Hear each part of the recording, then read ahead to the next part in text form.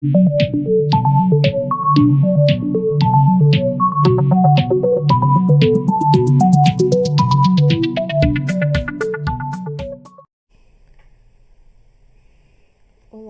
eu sou a Manuela, sou bolsista do programa de ensino tutorial Petroelétrica UFPB, dando continuidade ao curso de Física Geral 3, desenvolvido juntamente com o PET Física. Hoje nós vamos falar sobre o potencial elétrico. O livro utilizado durante o curso é Fundamentos da Física, de Halliday, na 10ª edição. Nós vamos fazer ao todo 8 questões sobre o assunto de potencial elétrico, que corresponde ao capítulo 24 desse livro. E essas 8 questões, a resolução delas foram divididas em 3 aulas. Primeira aula, nós vamos fazer as questões 6, 16 e 21 do capítulo. Questão 6. Na figura ao lado, quando um elétron se desloca de A para B ao longo de uma linha de campo elétrico, o campo elétrico realiza um trabalho de 3,94 vezes 10 a menos 19 joules. A pergunta é: qual é a diferença de potencial elétrico entre VB e VA, VC e VA e VC e VB? Bom, como está marcado aqui, evidenciado já na figura, essa linha pontilhada representa uma superfície equipotencial, ou seja, ao longo de toda essa superfície corresponde ao mesmo potencial elétrico. Bom, letra A. A gente sabe que a variação de potencial elétrico pode ser dado como o final menos inicial, e que energia potencial elétrica é dada por Q, carga, vezes potencial elétrico, certo? Que tá representado aqui. V é igual a U sobre Q. Além disso, a variação de trabalho realizado por uma força conservativa representa a variação de energia potencial do sistema, delta U, negativamente, ok? E é isso que está escrito aqui. Como a gente sabe o trabalho, porque foi dado no enunciado da questão, a gente substitui o valor do trabalho aqui nessa fórmula e temos que temos 3 menos o sinal negativo da fórmula, menos 3,94 vezes 10 a menos 19, menos 1,6 vezes 10 a menos 19, que é a carga de um elétron. Fazendo essa divisão, a gente tem que a variação de potencial elétrico entre B e A é de 2,46. Ou seja, a gente sabe que o potencial de B é maior que o potencial de A, já que a gente teve um resultado positivo. Em seguida, a letra B. Ele pergunta qual a variação de potencial entre C e A. Bom, C e A, como está evidenciado aqui, eles dividem a mesma superfície equipotencial, ou seja, tem o mesmo potencial elétrico. E o trabalho realizado entre dois pontos independe da trajetória. A gente pode usar o mesmo valor de trabalho dado pela questão para calcular essa letra B partindo do ponto C. Porque a gente sabe que a gente saindo de A para B e depois para C, de A para B, a gente ia ter o valor de 2,46, que foi o encontrado na letra A, e a variação de potencial de B para A seria nula, porque eles estão na mesma superfície. Ou a gente poderia escolher esse caminho aqui, diretamente de A para B, que deve dar o mesmo resultado, pelo que a gente já discutiu. Então, substituindo aqui, mesmo resultado da letra anterior. Na letra C, ele pergunta de diferença de potencial de C para A. E como eu já havia dito, C e A dividem a mesma superfície. Ou seja, não há diferença, a diferença é nula, porque eles porque eles dividem a mesma superfície e possuem o mesmo potencial elétrico. Questão 16. A figura ao lado mostra um arranjo retangular de partículas carregadas mantidas fixas no lugar, com A igual a 39 centímetros, esse Azinho aqui é 39 centímetros, e as cargas são múltiplos inteiros de Q1 e Q2, que Q1 é 3,4 picocoulombs e Q2 é 6 picocoulombs. Considerando V no infinito, qual é o potencial elétrico no centro do retângulo? Bem aqui. Então, vamos ver. O potencial elétrico produzido por uma partícula de carga Q a uma distância R é dado por isso aqui. V é igual a 1 sobre 4πε0, que é a constante, sobre carga, vezes carga sobre o raio que representa a distância àquela carga.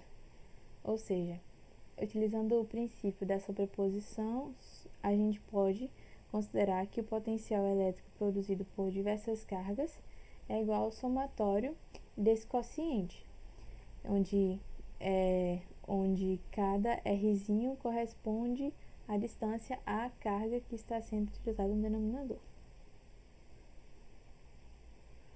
Então, vamos lá. Vamos, inicialmente, eu dei nomes genéricos aqui, as distâncias, para a gente poder fazer a parte algébrica. Como as distâncias se repetem,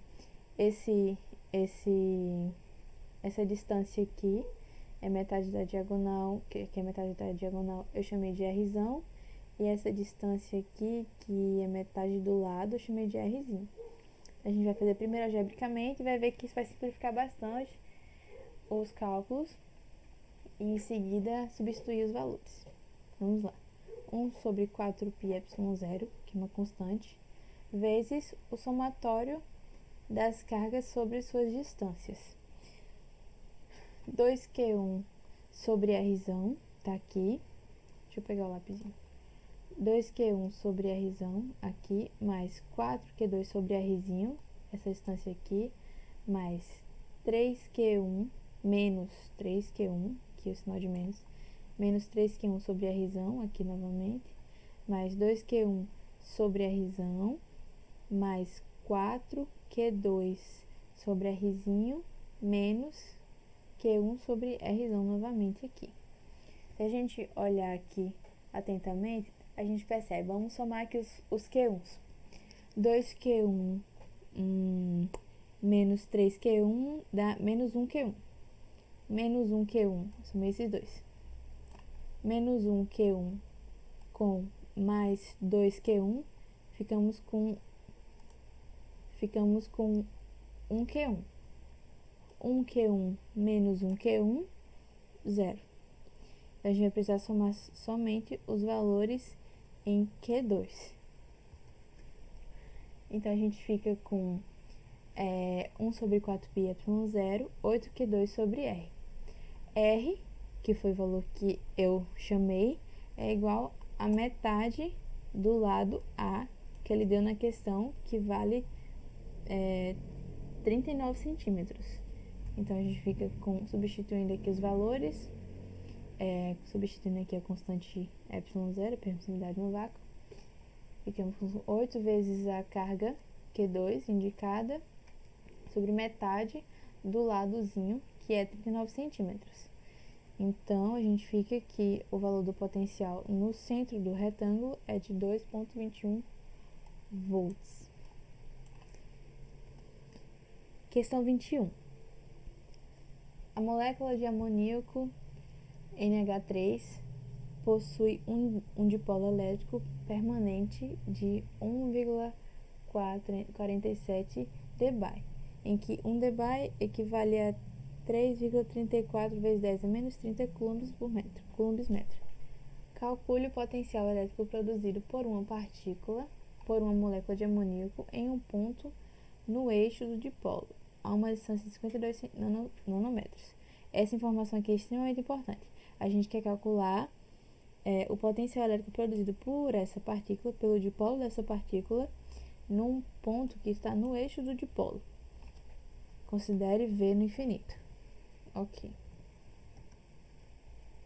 O potencial elétrico produzido por um dipolo de momento dipolar P a uma distância r do vetor P é dado por 1 sobre 4πε0, momento de dipolo, vezes cosseno do ângulo, que é a distância, ou cosseno do ângulo que o vetor distância faz com o vetor do dipolo elétrico sobre r, essa distância ao quadrado. Vamos entender melhor essa fórmula no próximo slide. Aqui. Um dipolo elétrico está representado aqui, nesse P aqui. Ele aponta da carga positiva, ou da carga negativa para a carga positiva. E a questão diz que a gente quer saber o potencial elétrico em um ponto P que está situado no eixo do dipolo. Eita, essa linha ficou horrível. No eixo do dipolo a uma distância de 52 nanômetros. E assim, olhando para a figura, a gente vê que esse vetor do momento de dipolo está deslocado, para a gente entender melhor, e esse vetor que representa a distância também está deslocado. Mas se a gente unir colocar eles iniciando do mesmo ponto, a gente percebe mais claramente que eles são totalmente paralelos entre si. Ou seja, o ângulo que um faz com o outro é zero. Não existe angulação entre, por exemplo, se a gente precisasse calcular, se ele não dissesse que seria no eixo de dipolo, ele ia precisar nos dar valores de angulação ou cossenos de um ponto que estaria aqui, por exemplo, e o nosso vetor teria essa cara. Então a gente ia usar esse ângulo aqui para substituir na fórmula. Mas nesse caso, como está no eixo, ambos são paralelos, os dois vetores são paralelos e o ângulo entre eles é zero. Vale lembrar também que essa fórmula é válida somente para pontos onde a distância entre as duas cargas é bem menor que a distância do ponto que a gente quer calcular o potencial elétrico. Porque, né, caso não fosse dessa forma, a gente ia precisar ter mais cuidado com as aproximações de angulares na fórmula. Então vamos lá. A gente sabe que um dBi, ele dando a questão, é igual a 3,34 coulomb por metro. Substituindo isso aqui, a gente tem que o momento de dipolo é de 4,9 vezes 10 a menos 30 coulombs metro. Devia ter colocado aqui a unidade, não coloquei. E a distância é de 52 nanômetros, ou seja, 10 a nona. Substituindo na equação, aqui o valor do dipolo, aqui o valor da distância ao quadrado, vezes o cosseno de zero, a gente tem que o valor do potencial elétrico no ponto P, dado no enunciado, é de 1,63 vezes 10 a menos 5 volts.